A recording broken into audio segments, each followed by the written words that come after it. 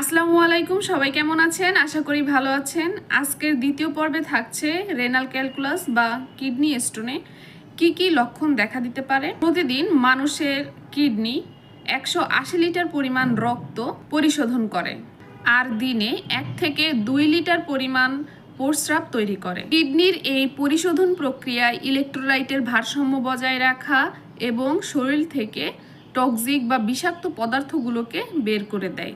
আর এই প্রক্রিয়ায় গত ভিডিওতে বলেছিলাম calcium oxalate, phosphate, xanthine, uric অ্যাসিডের মতো খনিজগুলো যখন তলানি পড়ে তখনই স্টোন ফর্মেশন হয়। তো কিডনি স্টোন হলে কি কি লক্ষণ দেখা দিতে পারে? প্রথমত, গায়ে হালকা হালকা জ্বর আসতে পারে।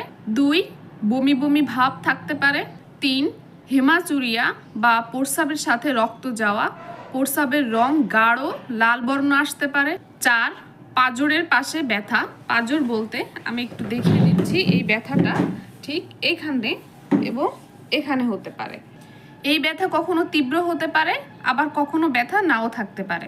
এর সাথে পিঠে ব্যথা এবং এই ব্যথা কোমর থেকে নিচের দিকে প্রসারিত হতে পারে।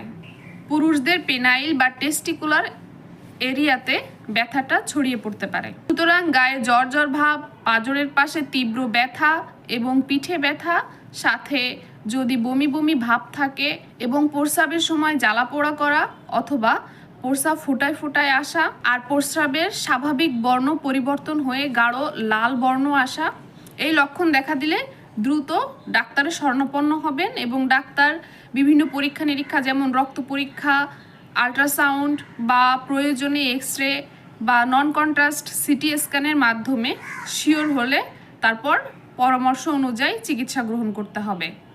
পরবর্তী পর্বে থাকবে কিডনি স্টোন কিভাবে প্রতিরোধ করা